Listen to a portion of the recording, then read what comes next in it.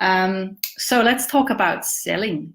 I had an interesting conversation with a client today, and my client is she's planning a specific offer in the future, and so she's put an offer out to her list.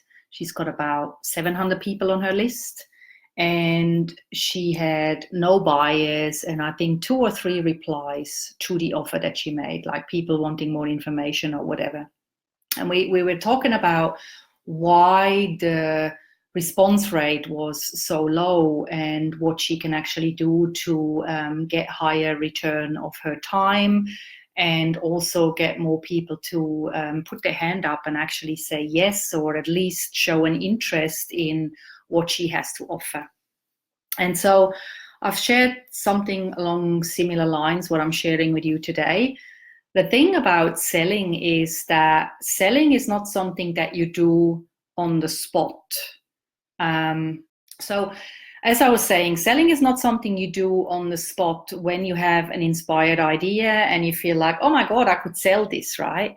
And then you share that excitement with your list, with your subscribers, and you make an offer, you ask them to give you their money or their credit card, and you're all excited, you can't wait, you stay up until God knows when in the morning, and you wake up in the morning and you hear the sound of crickets, okay? So why is that happening? The reason is because sales are usually made in the follow-up. Okay, most people will not give you their money or their credit card until they trust you. And it is very rare that we trust a stranger with our money.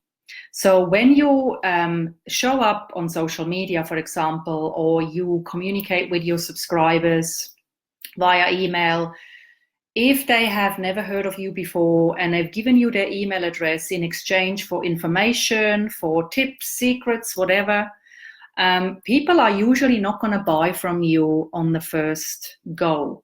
However, they do if you sell them a tripwire, which is a low-cost first kind of like entry-level offer, usually priced anywhere between $1 and $20 or $50 max. Okay, so people buy tripwires because it's that bright, shiny thing that it sounds good, it might solve an instant problem, and it's cheap, right? It's affordable enough for most people to give you up to $50, even if they've never heard of you. But you're making a bigger offer, you're offering a service-based, something that, requires your expertise and your genius. You're not going to price that at $50. So naturally, for people to part ways with thousands of dollars to pay you for your expertise, it needs a little bit more than just an initial email or a one-time offer. So naturally, when you email your list, if you don't email your list frequently, if you don't prime them to open your emails and to expect a sale of some kind, whatever, then nurturing people into a sale takes a lot longer.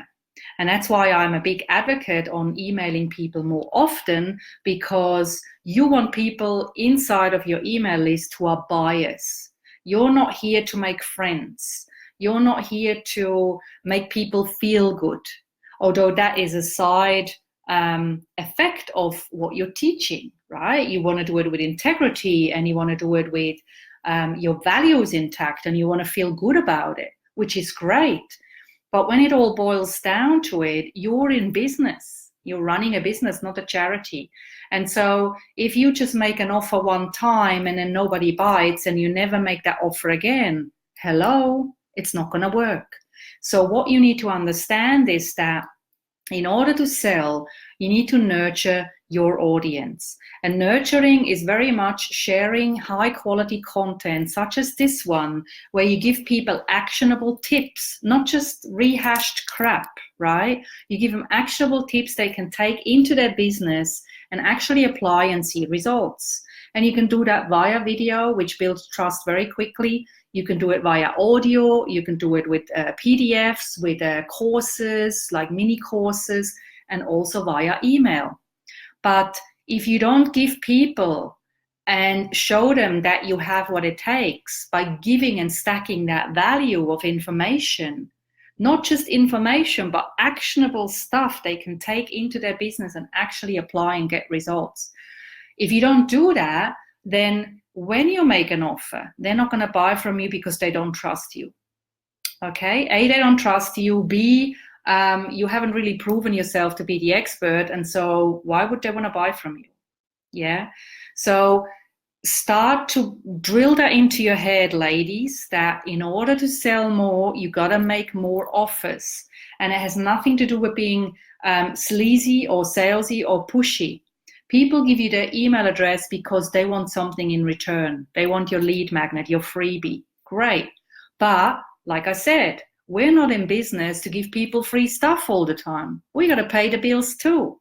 So naturally, we want to prime our subscribers to understand that, yes, we are here to give them tons of actionable value, but we're also here to make offers and to make sales. And smart people in business understand that. Smart people in business understand there's a value exchange for everything. And you want to attract smart people into your audience, not tire kickers and bright, shiny object seekers and complainers and people who expect everything for free and they're never ready to invest in their business and then they hope to make millions or hundreds of thousands of dollars down the road. It ain't happening.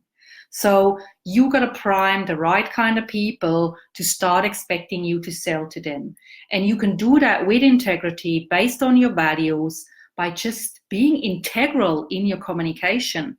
But it doesn't mean that if you sell more often that you're sleazy, because people who are not interested in buying from you, guess what they will do? They will unsubscribe. And that's exactly what this whole thing is about. It's fine. Let people unsubscribe, okay? Let them go, because every person who is not right for you right now will make space for a person who is right for you and ready for you right now. Every no is going to be one step closer to somebody who will say yes and actually buy from you. And that's what we need to understand. And that's what most women in business struggle with, because they think it's sleazy to sell. But you're selling them your service. So you're not selling, you're servicing your audience and you're giving them what they so desperately want and need. And the right person will buy at the right time. And that's my message for today.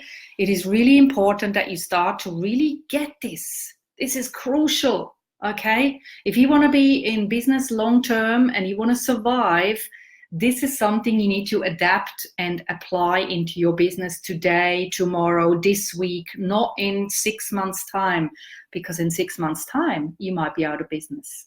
So that's it from me from today. And Helen's just jumped on. Hi, Helen, darling. Thank you so much for watching. And if you watch the replay, let me know what are you afraid of when it comes to selling? What scares you? I'm really curious, but you don't have to be scared, right? Fear is our subconscious reacting to a situation that we're not comfortable with. And the more we do it, the more we're selling by serving, the more comfortable we get with it and the less sleazy we feel. So anything to do with fear, you know it, you're smart, you know you just have to do it. The more you do something you fear, the less fearful it becomes and the more natural it becomes. And if you're in business to make money and have an amazing lifestyle, then that's exactly what you need to do. That's it from me from today. No, it's not a replay, but you can watch the replay once I'm clicking out. So I'm done, and that's my message, and I hope you find it valuable. But anyway, here's to you selling more and do it without fear. Have fun, have a great day, and I'll catch you tomorrow. Bye.